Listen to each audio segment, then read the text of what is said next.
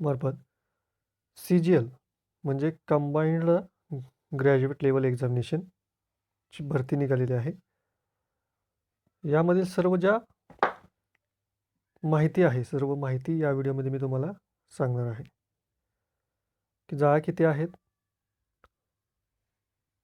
त्याचबरोबर educational qualification काय लागणार आहेत, कोणत्या पोस्ट आहेत, एज लिमिट,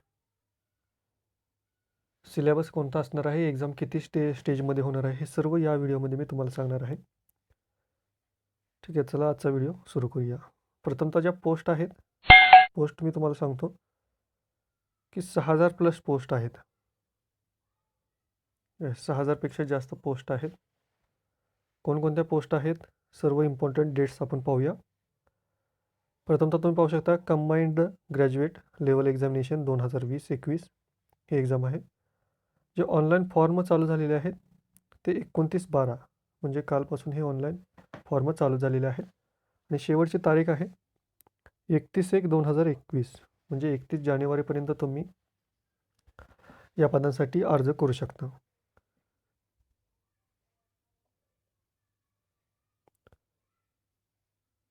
ऑनलाईन ॲप्लिकेशनची जी रिसिप्ट आहे ते घेण्याचं जे आहे ते 31 तारीख आहे, 23:30 आहे. ठीक आहे, म्हणजे रात्री 11:30 वाजेपर्यंत तुम्ही फॉर्मला सबमिट करू शकता. जेवढ्या लवकरात लवकर तुम्ही फॉर्म भराल तेवढं चांगलं आहे. लगेच फॉर्म भरा. लास्ट डेट जी आहे ऑनलाईन पेमेंट करण्याची, ठीक आहे, ऑनलाईन पेमेंट फॉर्म तुम्ही 31 तारखेपर्यंत सबमिट करायचे आहे. ऑनलाईन पेमेंट जे आहे ते तुम्ही 2/2/2021पर्यंत वेळ आहे, 23:30 म्हणजे रात्री 11:30 वाजेपर्यंत. जर तुम्ही ऑफलाईन चॅनलद्वारे तुम्ही अर्ज करणार असाल तर पेमेंट करण्याचं असाल तर त्यासाठी 4/2/2021 ही डेट आहे. ठीक आहे, ऑफलाईन चॅनल जनरेट करायला आणि चलन भरण्यासाठी तुम्हाला 6 तारखेपर्यंत अवधी आहे. यानंतर जी कॉम्प्युटर बेस्ड जी एक्झाम होणार आहे इथं, ठीक आहे, टियर फर्स्ट लिहिलेलं आहे. याच्यामधील काही जे एक्झाम आहेत टियर सेकंड टियर, त्यानंतर काही जणांना काही ज्या पोस्ट आहेत त्याच्यासाठी टायपिंग असेल आणि अदर ज्या एक्झाम आहेत ते सुद्धा मी तुम्हाला अदर स्टेज डिस्कस करणारच आहोत.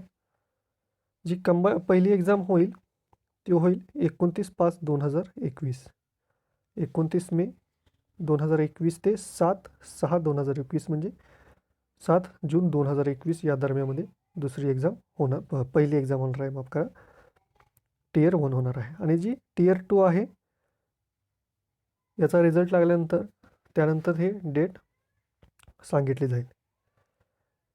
जी महत्त्वाची गोष्ट म्हणजे ज्या पोस्ट आहेत ते 2 प्रकारचे आहेत, ग्रुप बी आणि ग्रुप सी. या 2 प्रकारच्या पोस्ट या 2 लेवलच्या पोस्ट भरलेल्या जाणार आहेत. आता विस्तारासह आपण ज्या पोस्ट आहेत त्यासाठी एज्युकेशनल क्वालिफिकेशन काय लागणार आहे ते आपण सर्व पाहूया. कोणत्या डिपार्टमेंटमध्ये त्या जागा आहेत आणि एज लिमिट काय आहे. पहिली जी पोस्ट आहे असिस्टंट ऑडिट ऑफिसर. ठीक आहे, हे पे लेवल 8चं पोस्ट आहे. याचे जे बेसिक तुमचे पेमेंट राहील ते 47,600 ते 1,51,100 अधिक जे भत्ते असतात ते सुद्धा राहणार आहे. याचे जे पोस्ट जे डिपार्टमेंट आहे ते आहे Indian audit and account department under C&AG. Indian audit department आहे त्या अंतर्गत हे पद आहे. ठीक आहे, ग्रुप बी गॅझेटेड आहे, नॉन मिनिस्ट्रियल गॅझेटेड हे जे पोस्ट आहे. त्याचबरोबर फिजिकल डिसेबिलिटी जे ह्याच्यासाठी असेल तरीसुद्धा तुम्ही अप्लाय करू शकता. त्यासाठी सुद्धा इथे कॅटेगरी दिलेल्या आहे, ते तुम्ही इथं पाहू शकता. एज लिमिट आपण पाहूया, नॉट एक्सिडिंग 30 इयर्स म्हणजे 30 वर्षापेक्षा जास्त वय नसावं. जे कास्टनुसार जे रिलॅक्सेशन आहे, वयाची सवलत आहे ते आपण पुढे पाहूया. यानंतर दुसरं जे पद आहे assistant accounts officer, Indian audit and account डिपार्टमेंटमध्ये आहे. ग्रुप बी गॅझेटेड नॉन मिनिस्ट्रियल पोस्ट आहे. यासाठीचा वयाची मर्यादा 30 वर्षापेक्षा जास्त नसावं. यानंतर पे लेवल 7चे जे पदे आहेत ते पाहूया. याचं जे पे स्केल असेल 44,900 ते 1,42,400. याच्यामध्ये पद आहे असिस्टंट सेक्शन ऑफिसर, ठीक आहे. सेंट्रल सेक्रेटेरिएट सर्व्हिसमध्ये आहे ग्रुप बी. त्यानंतर असिस्टंट सेक्शन ऑफिसर इंटेलिजन्स ब्युरोमध्ये आहे, ग्रुप बीचं हे पद आहे. Assistant section officer ministry of railway डिपार्टमेंटमधलं हे पद आहे, ग्रुप बीचं हे पद आहे, ठीक आहे. जे पहिलं पद आहे असिस्टंट सेक्शन ऑफिसर, यासाठी वयोमर्यादा आहे 20 ते 30 वर्ष. असिस्टंट सेक्शन ऑफिसरसाठी 30 वर्षापेक्षा जास्त वय नसू नये. आणि असिस्टंट सेक्शन ऑफिसरसाठी सुद्धा 20 ते 30 या दरम्यान तुमचं वय असेल तर तुम्ही यासाठी अर्ज करू शकता. आणि कॅटेगरीनुसार जे वयाची वयोमर्यादा आहे ते आपण पुढे पाहूया डिटेलमध्ये. यानंतर assistant section officer ministry of external अफेअर्समधील जे पद आहे यासाठी सुद्धा 20 ते 30 वर्षाची मर्यादा आहे, age limit. Assistant section officer आहे, यासाठी 20 ते 30 वयादरम्यान तुमचं वय असेल तर अर्ज करू शकता. यानंतर असिस्टंट आहे, हे पद ग्रुप बीचं आहे, 18 ते 30 वर्षे जर तुमचं वय असेल तर तुम्ही यासाठी अर्ज करू शकता. यानंतर असिस्टंट आहे, ऑदर जे मिनिस्ट्रीज आहेत डिपार्टमेंट किंवा ऑर्गनायझेशनमध्ये तुम्हाला हे मिळेल. यासाठी सुद्धा 20 ते 30 वर्ष तुमचं वय असणं आवश्यक आहे. असिस्टंट सेक्शन ऑफिसर आहे, 30 वर्षापेक्षा जास्त वय नसू नये. यानंतर पुढील जे पदे आहेत ते आपण पाहूया. पद क्रमांक 11 आहे inspector of income tax. Inspector of income tax या डिपार्टमेंटमध्ये तुमचे पद आहे, ग्रुप सीचं पद आहे. याच्यासाठी सुद्धा एज लिमिट 30 वर्षापेक्षा जास्त नसू नये. नंतर इन्स्पेक्टर सेंट्रल एक्साईज, यासाठी सुद्धा 30 वर्षापेक्षा जास्त वय नसू नये. आणि इन्स्पेक्टर एक्झामिनर आहे आणि इन्स्पेक्टर प्रिव्हेन्शन ऑफिसर. यानंतर पद क्रमांक 15 असिस्टंट इन्फोर्समेंट ऑफिसर, ठीक आहे. Director of enforce department of revenue, यामधील हे डिपार्टमेंटमधील पद आहे, ग्रुप बी. आणि याचं सुद्धा 30 वर्षापर्यंत जर तुमचं वय असेल तर तुम्ही यासाठी अर्ज करू शकता. नंतर sub inspector central bureau of investigation CBI हे पद आहे, 20 ते 30 वर्ष या पदासाठी सुद्धा एज लिमिट आहे.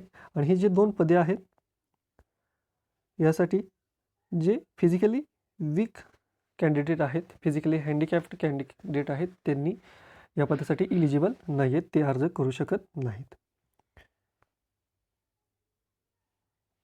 पुढील पहा inspector post department of post, म्हणजे पोस्ट या खात्यामधील आहे.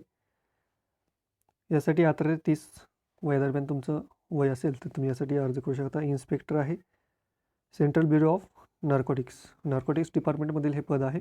यासाठी सुद्धा 30 वर्षापर्यंत तुमचं वय असेल तर तुम्ही यासाठी अर्ज करू शकता. यानंतर पे लेवल 6,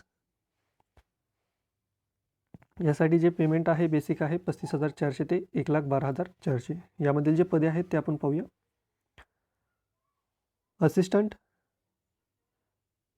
त्यानंतर असिस्टंट सुपरिटेंडंट, डिव्हिजनल अकाउंटंट हे पदे आहेत, हे त्यांचे डिपार्टमेंट आहेत, ठीक आहे. याची जी PDF आहे तुम्हाला ssc.nic.in या वेबसाईटवर अवेलेबल आहे. त्याचबरोबर डिस्क्रिप्शन बॉक्समध्ये सुद्धा मी त्याची लिंक देईन, तुम्ही संपूर्ण माहिती अजून एकदा वाचू शकता आणि काही डाऊट असतील तर मला विचारू शकता.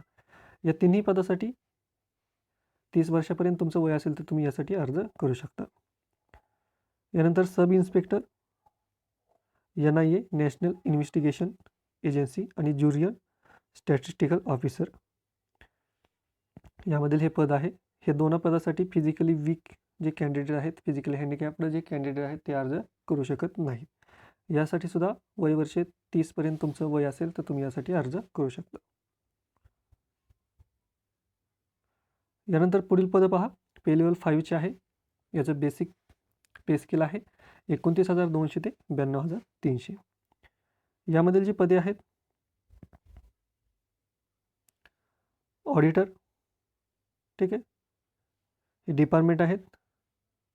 3 पदे ऑडिटरची आहेत वेगवेगळ्या डिपार्टमेंटमध्ये.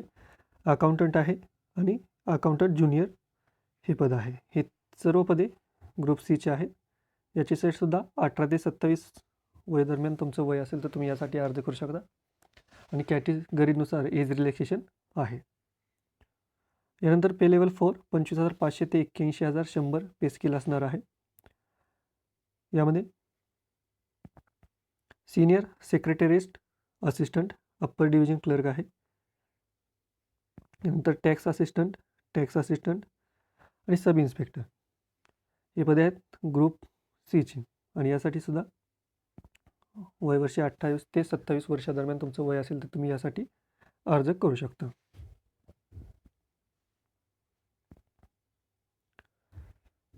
यानंतर काही आपण महत्त्वाचे मुद्दे पाहूया. आणि हे जे फिजिकली हँडिकॅप्ड कोणत्या पदासाठी अर्ज करू शकतात किंवा करू शकत नाही हे तुम्ही नोटिफिकेशनमध्ये पूर्ण वाचा. जर इथं या व्हिडिओमध्ये सर्व घ्यायचं म्हटलं तर व्हिडिओ खूप मोठा होईल. शॉर्टमध्ये सांगतो, तुम्ही PDF पूर्ण वाचा.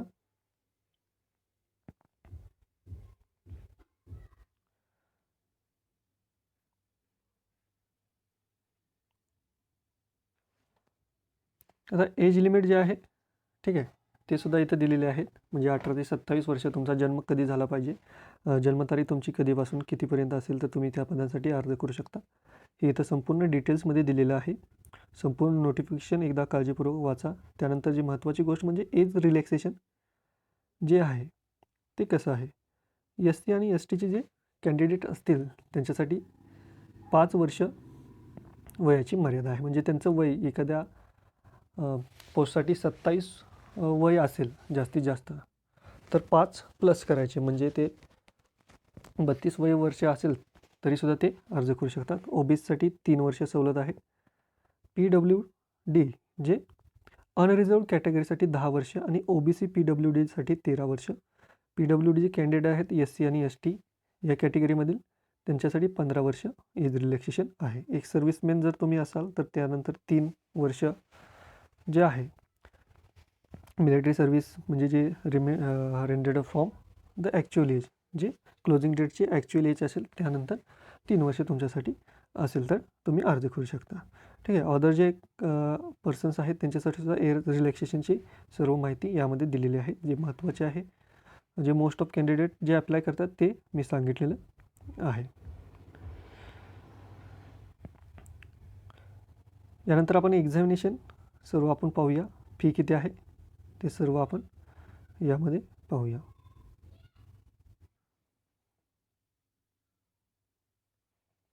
यानंतर जे ॲप्लिकेशन फी आहे ती आहे 100 रुपये.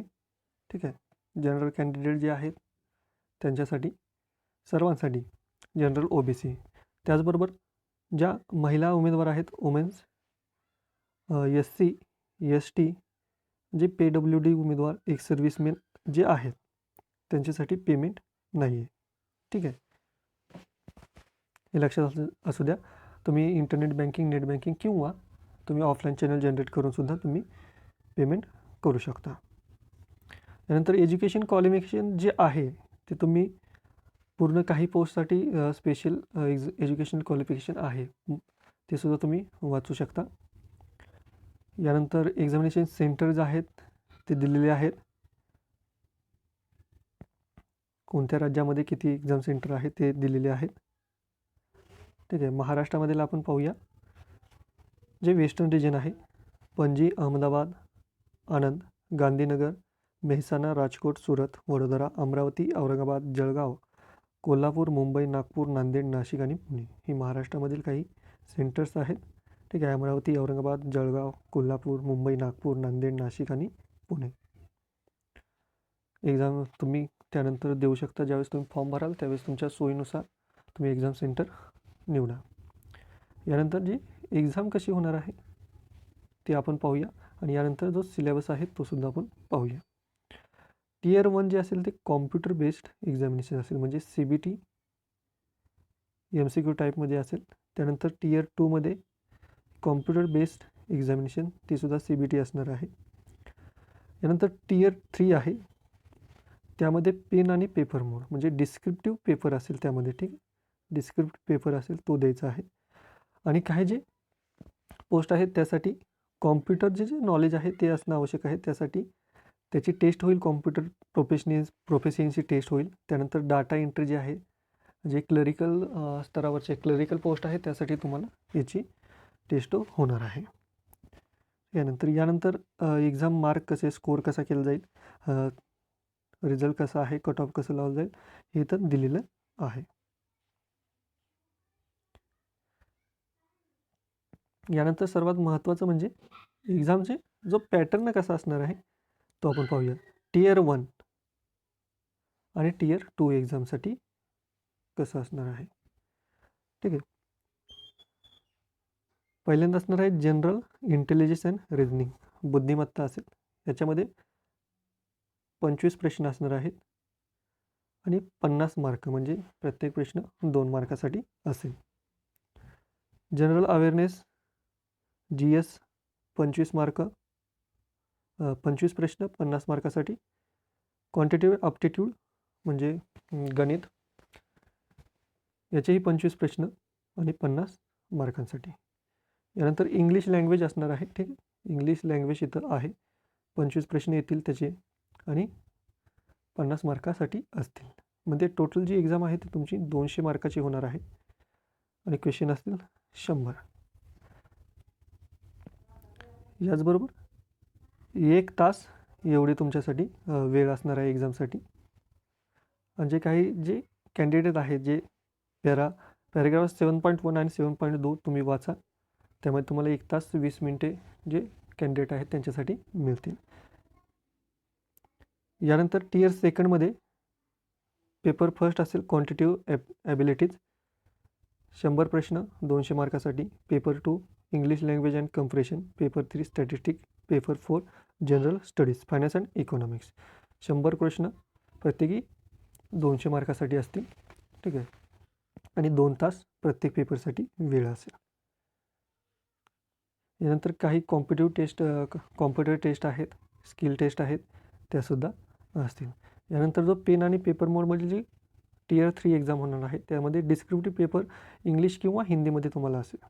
यामध्ये तुम्हाला एसे, निबंध आणि लेटर ॲप्लिकेशन हे लिहायचं आहे.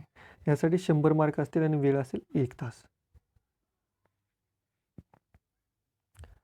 यानंतर टियर 4मध्ये जी स्किल टेस्ट आहे त्यामध्ये कॉम्प्युटर टेस्ट असेल किंवा डाटा एंट्री जे आहे, स्पीड टेस्ट असेल ते तुमच्यासाठी असणार आहे. हे सर्व आपण माहिती बघितलेली आहे. आणि पूर्ण सिलेबस, कोणते टॉपिक, कोणत्या विषयाचे कोणते टॉपिक येणार आहेत ते सर्व इथं दिलेलं आहे, ते तुम्ही वाचू शकता, ठीक आहे. जनरल इंटेलिजन्स, रिझनिंग म्हणजे बुद्धिमत्तेचे दिलेले आहेत, गणिताचे, GSचे सर्व, इंग्लिश कोणते टॉपिक येणार आहे सर्व दिलेले आहेत, ठीक आहे. संपूर्ण नोटिफिकेशन तुम्ही आधी वाचा, फॉर्म भरा. त्याचबरोबर काही डाऊट असेल तर तुम्ही मला खाली विचारू शकता.